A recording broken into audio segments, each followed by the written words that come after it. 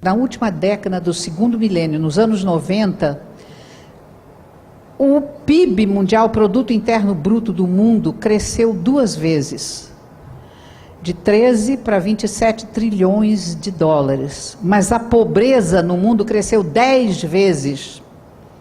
E essa é a pior perversão da espécie humana.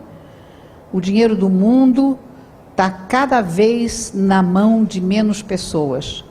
E quando o FMI empresta dinheiro para países pobres, ele empresta dinheiro para a gente pagar vagabundo internacional que cobra um juro escorchante. Então eu acho que se a gente não for para outras estruturas políticas, sociais e econômicas, a gente não reverte esse processo de destruição. Quer dizer, o processo de destruição da natureza, ele é causado por um processo de destruição da espécie humana, em que é a única espécie do planeta Terra que luta entre si. É o mais forte que ganha, o outro morre. Ou você mata ou você morre dentro da sua própria espécie. É a única espécie animal que faz isso. O mundo se acelera de uma tal maneira que primeiro ele começa em lentíssimas velocidades, depois essas velocidades elas vão ficando cada vez mais rápidas até terminar numa explosão. E essa curva é uma curva matemática que todo mundo conhece, ela se chama, quem sabe matemática, ela se chama exponencial, em que as coisas não se somam nem se multiplicam, mas elas viram potência. A última casa da exponencial, conforme a gente vai vivendo ela, na história ela vai sendo cada vez menor e cada vez mais cheia de fatos, mais cheia de velocidade, mais cheia de relevância. Nós já estamos numa velocidade tecnológica que o cérebro humano já não aguenta. Nós começamos, a primeira fase do mundo foi 1,5 milhão de anos, depois virou 400 mil, depois virou 10 mil, foi o mundo agrário, quando começa, eu desenvolvo nesse livro, não vou ter tempo, porque eu quero falar sobre homem e mulher, e isso aqui é fundamental.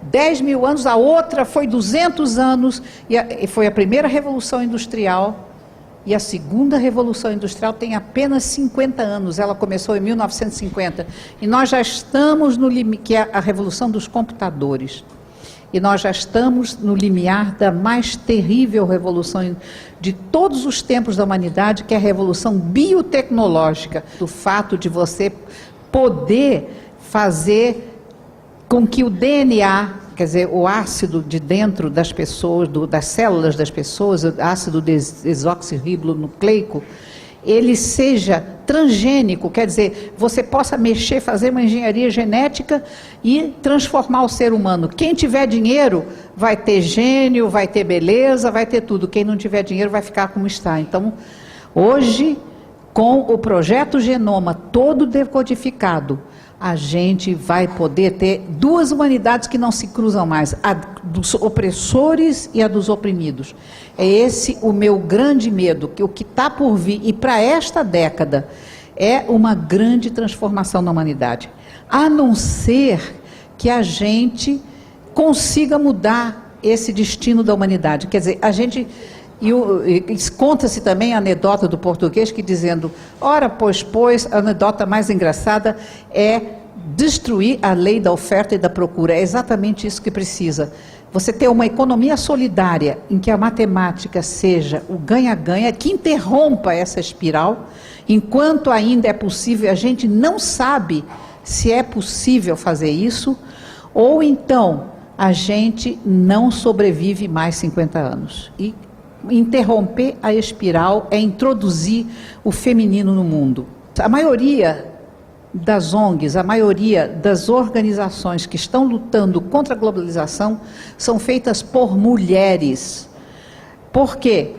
Enquanto o homem foi socializado, e vocês têm que ler os meus livros, ele foi socializado para competir um com o outro, para buscar mais terra, mais riqueza, mais poder, a mulher foi socializada para ser altruísta, ela foi socializada para ser solidária. Tem um motivo científico terrível, porque se o bebê que nasce da mulher não tiver uma pessoa absolutamente altruísta para cuidar dele, ele não dura um dia. É por isso que a mulher foi socializada para o altruísmo. Na pré-história, que levou 2 milhões de anos, homens e mulheres eram altruístas. Quando o homem se torna competitivo para buscar a terra e o poder, há 10 mil anos atrás, a mulher continua altruísta. Então, a mulher é depositária dos valores arcaicos e moderníssimos, da solidariedade e da partilha. Gente, hoje a mulher é 50% da força de trabalho no mundo. Quando eu comecei meu trabalho feminista, que era justamente trazer a solidariedade, a partilha e não imitar o homem, como se pensou na primeira década, nós tínhamos 300 mil universitários no Brasil, eram 200 mil homens e 100 mil mulheres. Hoje, nós temos 2 milhões e 700 mil universitários, dos quais 1 milhão e 800 mil são mulheres. A mulher está me surpreendendo. E outra coisa, isto está trazendo uma mudança enorme nas estruturas, porque a mulher na primeira década, ela quis tentar imitar o homem, ser competitiva, mas ela não consegue, ela é sempre uma mulher bigoduda ou sempre um macho castrado. Então, nos anos 80, a mulher então resolveu trazer para as estruturas os métodos de casa, isto é, o altruísmo, a solidariedade, a partilha, de tal maneira que as mulheres fazem redes, os homens fazem bandos para brigar entre si, nas firmas, no Estado. Eles fazem grupos que competem entre si. A mulher não, a mulher faz redes.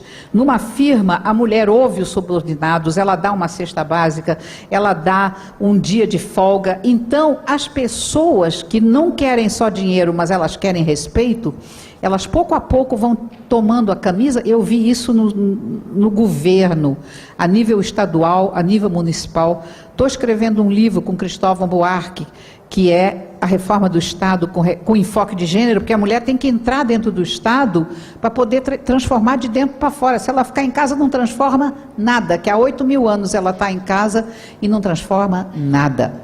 Então, nesse sentido, as firmas geridas por mulheres, a partir dos anos 80, elas têm o dobro de rentabilidade, o lucro vai lá para cima.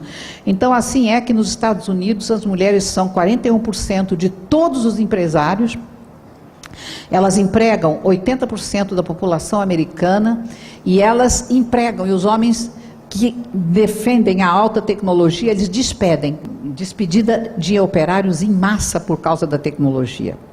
E então, além disso, a mulher tem que mudar o sistema produtivo.